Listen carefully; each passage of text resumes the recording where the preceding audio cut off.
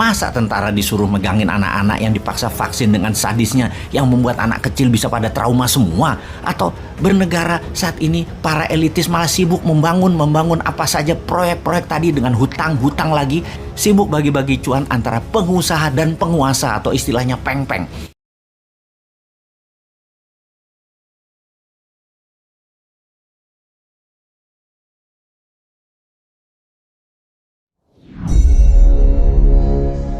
Ketika Belarusia membuka perbatasan dengan Polandia sehingga terjadi migrasi manusia ke arah Polandia dari Belarusia, maka komentar Bosman, jago nih Putin. Kampret, kapan Indonesia punya pemimpin negara seperti Putin atau seperti Xi Jinping ketika mengelola negara dapat mengangkat Indonesia ke tingkat dunia. Ngimpi banget dah. Kita semua tahu ambisi Putin ambil Ukraina. Kita sudah rinci mengapa Putin mau menganeksasi Ukraina. Yang jadi pertanyaan selanjutnya adalah bagaimana cara Putin mengambil Ukraina. Tidak seluruh Ukraina, tidak sampai Kiev, hanya sebagian Ukraina. Maka Putin melakukan banyak manuver trisula yang menarik. Pertama, Belarusia yang merupakan negara perbatasan Rusia yang pemimpin Belarusia adalah sekutu Putin, mulai bermain mengganggu Polandia. Belarus dibikin atau dikonflikkan dengan Polandia sehingga warga Belarusia hijrah migrasi keluar Belarusia ke Polandia. Tujuannya ya pastinya membuat tentara NATO dari Eropa Barat mau ke Ukraina jalan darat jadi nggak bisa. Mau masuk lewat Belarusia ya bakal tidak dikasih karena lagi konflik. Saat ini sekutu NATO hanya Amerika dan Inggris yang stand alone, tidak terpengaruh gas Rusia. Sementara Jerman, Prancis, Spanyol, dan negara Eropa Barat lainnya energi gasnya bergantung pada Rusia bahkan lebih dari 60%. Efeknya ketika mereka mau masuk ke Belarusia atau membela Ukraina diancam oleh Rusia dengan gas Rusia. Sejauh ini Jerman belum berani dan negara Eropa lainnya tidak berani bergerak ke Ukraina mendukung Inggris dan Amerika karena tekanan gas Nord Stream 1 dan Nord Stream 2 milik Gazprom Rusia dikendalikan mati nyalanya oleh Rusia. Eropa Barat jadi nggak berani bergerak mereka saat ini. Kapal selam Rusia sudah masuk ke Laut Baltik. Militer Rusia jaga di Laut Baltik. Kalau NATO mau masuk hanya bisa lewat udara dengan kapal induk yang ada di posisi Laut Atlantik. Ini sangat jauh dan sangat mudah diintercept. Di sisi selatan Ukraina yaitu Laut Mati atau Dead Sea, ada negara Turki yang merupakan sekutu Putin. Erdogan sejak dikudeta Amerika yang digagalkan oleh Rusia menggunakan Rusia sekarang sebagai sekutu utamanya. Balik badan dari Amerika itu Turki. Jadi NATO menyerang Rusia atau Ukraina dari selatan, pasti Turki tidak akan kasih wilayah udaranya ke NATO. NATO hanya bisa masuk dari Gibraltar atau dari Italia yang pasti kejauhan. Dari Samudra Atlantik, dari Swedia atau dari Jerman juga nggak gampang. Ukraina saat ini sitting duck bagai bebek yang tinggal dieksekusi oleh Rusia. Sulit untuk menolong Ukraina. Strategi hebat Putin sulit dilawan. Ukraina mangsa lemah yang tidak ada yang bisa menolong dari cengkraman Rusia. Lewat udara sudah diblok di Polandia dan Belarusia. Eropa Barat ditekan melalui gas. Amerika Inggris hanya bisa serang dari Gibraltar atau dari utara Belarusia, dari Latvia. Jadi kesimpulan, lupakan NATO. Anda kalah strategi sama Putin.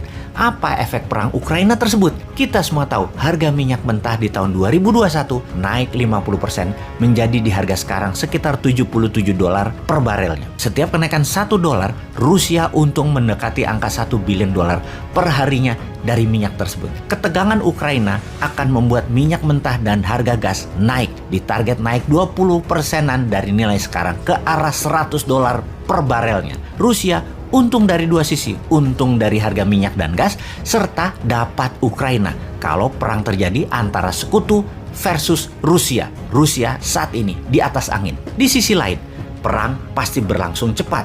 Rusia pasti tidak ambil Kiev, tapi mungkin sampai perbatasan Kiev. Lalu dunia akan resesi, slow down ekonominya ketika harga minyak ke $100 per barel. Slowdown ekonomi jadi berkepanjangan setelah COVID membuat manufaktur industri melambat. Ditambah perang Ukraina di ujung mata. Perang Ukraina akan berefek memukul ekonomi dalam negeri Tiongkok pastinya. Sebagai negara produsen yang minyak BBM importnya hingga 90% yang semua didapat dari luar Tiongkok. Hal ini yang membuat Xi Jinping makin tidak populer, dan untuk populer Xi Jinping pasti meniru Putin, yaitu bangkitkan nasionalisme dan serbu Taiwan. Kedua perang tersebut sudah diprediksi sejak 2019 dalam kitab Sontoloyo yang berjudul Mardigu Nation. Jelas sudah mengatakan perang Laut Natuna Utara dan perang di selatan Eropa pasti terjadi. Sungguh, data ini bukan ramalan, ini analisa. Full data sebelum membuat analisanya. Rusia dengan strategi Morishkova 2.0 memang punya rencana besar di Eropa dan merinci bagaimana mengambil Crimea, melepas Inggris Brexit dari Uni Eropa, melepas bangsa Katalan agar mereka merdeka dari Spanyol, mendukung separatis Baski, mendukung separatis timur Ukraina anti Kiev. Semua strategi jangka panjang oleh Putin dikerjakan desainnya sejak lama.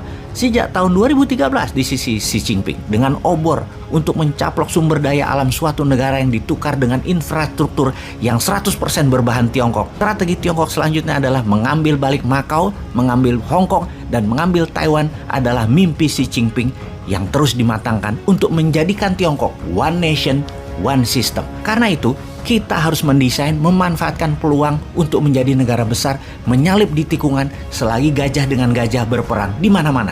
Jangan cemen lah bernegara. Masa ngurusin hal-hal yang gak penting sih, seperti kayak tentaranya misalnya. Masa tentara disuruh megangin anak-anak yang dipaksa vaksin dengan sadisnya yang membuat anak kecil bisa pada trauma semua? Atau bernegara saat ini para elitis malah sibuk membangun apa saja proyek-proyek tadi dengan hutang lagi, sibuk bagi-bagi cuan antara pengusaha dan penguasa atau istilahnya peng-peng. Sibuk atur-atur kebijakan proyek untuk mereka belah-belah di atas sana. Rakyatnya hanya dikasih info dari buzzer seakan apa yang pejabat kerjakan tidak melanggar sumpah jabatan walau KKN. Dengan buzzer, rakyatnya dibikin gak paham bernegara dan tidak tahu berita luar negeri bahwa dunia mau perang yang padahal bisa dimanfaatkan untuk Indonesia berdaulat.